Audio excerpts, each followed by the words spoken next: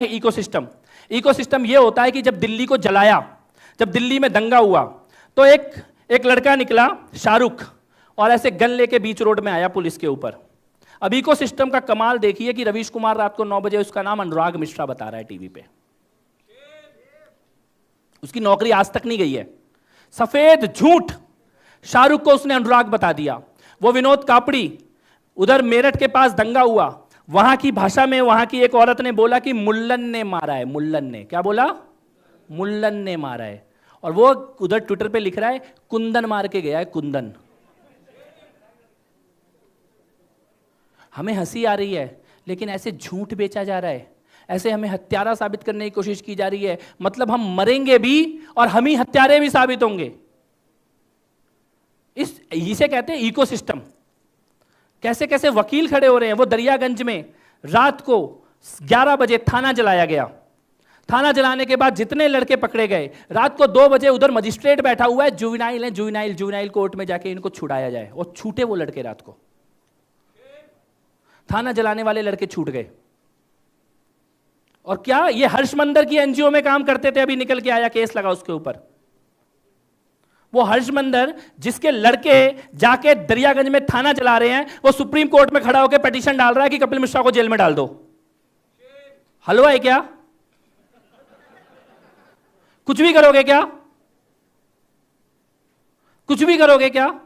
इसीलिए हमारे को इकट्ठे होने की जरूरत है। अगर कोई हमारा भाई कहीं खड़े होके, कोई बहन कहीं खड़े होके धर्म के लिए काम कर रही है, उसका हाथ थामने की जरूरत है, उसको मदद करने की जरूरत है, उसके लिए लिखने की, बोलने की, वीडियो बनाने की जरूरत है। उसको पैसे की जरूरत है तो उसके पास पैसा पहुंचाने की जरूरत है। वकील की जरूरत है तो उसके पास वकील पहुंचाने की जरूरत है। और ये कैसे होगा? ये केवल इंटरनेट के माध्यम से होगा, ये केवल डिजिटल के माध्यम से होगा। ये सौभाग्य है। मुरली जी बिल्कुल सही कह रहे थे। ये झूठ जो बेचा जाता था 70 साल से, झूठा इतिहास, झूठा वर्तमान, झूठी सच्चाई, वो झूठ अगर तोड़ने की ताकत आई है तो ये इंटरनेट के माध्यम से, सोशल मीडिया के माध्यम से हमारे पास आई है। ये बड़े बड़े पद्मश्री बैठे हुए हैं ना, ये पद्मश्री बैठे होते हैं और वहां खड़े होकर दिल्ली में बैठ के झूठ लिखता है, तब इधर भाग्यनगर में बैठी मेरी कोई भी बहन ट्विटर पे उसके सारे झूठ का पर्दाफाश कर देती है। ये ताकत हमारे पास आई है इंटरनेट के माध्यम से। इस ताकत का इस्तेमाल करना सीखना है। अपने लिखने की, बोलने की, पढ़ने की शक्ति का इस्तेमाल करना सीखना है।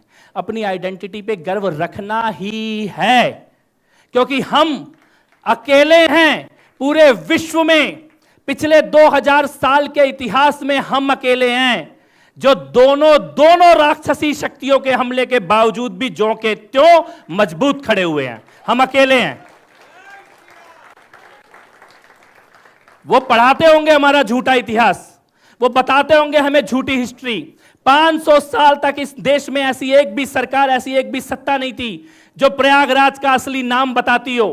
500 साल तक इस देश में ऐसा कोई इतिहास लिखने वाला नहीं था जो प्रयागराज का असली नाम बताता हो। लेकिन हमारे माताओं ने, पिताओं ने, हमारे पूर्वजों ने चुपचाप एक जनरेशन के बाद दूसरी जनरेशन को वो सच्चा इतिहास बताया, और 500 साल के बाद आज वो इलाहाबाद कहीं गंगा में बह गया और प्रयागराज बन के खड़ा है।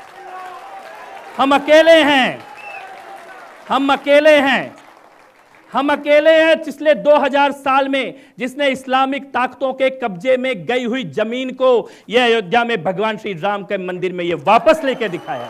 हम अकेले हैं। हम अकेले हैं। वो जम्मू कश्मीर में 370 के नाम पे जो इस्लामिक ताकतों के हाथ में पूरी की पूरी जमीन सौंप दी गई थी, उसको वापस लेने वाले पूरे विश्व में 2000 साल के इतिहास में अगर कोई एक समाज है तो वो हम हैं, जिसने वापस लिया है, वापस लेके दिखाया है। अपनी भूमि को वापस लेके दिखाया, अपनी पहचान को वापस लेके दिखाया है। और ये केवल अंगड़ाई है। अभी तो हमने केवल आंखें खोली हैं। अभी तो हम उठ के खड़े नहीं हुए हैं। अभी तो हमने चलना शुरू नहीं किया है। और तुम्हें अभी से चाय से और योग से डर लगने लग गया है। चाय वाले का तुम बिगाड़ क्या लोगे, और योग वाला आ गया तो तुम उखाड़ कुछ नहीं पाओगे। मैं तो कई बार ये कहता हूं, बेटा ये चाय वाला है, इसे झेल लो, वो गाय वाला आ गया तो तुमसे झेला नहीं जाएगा।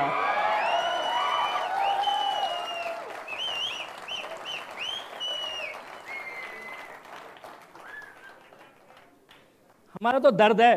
हमारे दिल्ली में गलत आदमी बैठा हुआ है, वरना वो ताहिर हुसैन की कातिल बिल्डिंग आज उसके ऊपर बुलडोजर चल रहा होता।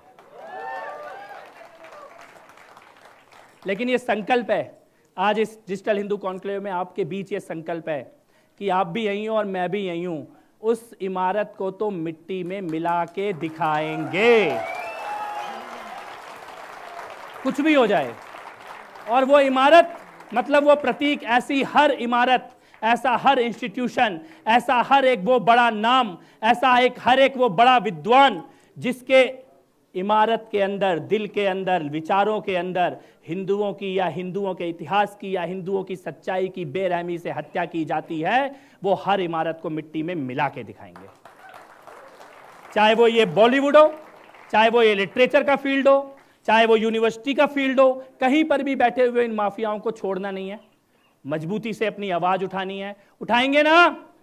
ये संकल्प लेके यहां से आज जाना है, ये कसम खा के आज यहां से जाना है। डिजिटल हिंदू का मतलब है कि भाई हैं, परिवार है, एक है। एक के चोट लगेगी तो दूसरे को भी दर्द होना चाहिए। एक का घर जलेगा तो दूसरे के हाथ में पानी होना चाहिए। ले सकते हैं ना ये संकल्प? तो बस इतना ही निवेदन करने के लिए आया हूं। आइए मिलकर साहस के साथ, संकल्प के साथ हिंदुत्व की बात करने का संकल्प लें, अपने को हिंदू कहने का संकल्प लें। हमारे अंदर कोई अपराध बोध नहीं होना चाहिए। हम इस इतिहास के सबसे गौरवशाली समाज का हिस्सा हैं।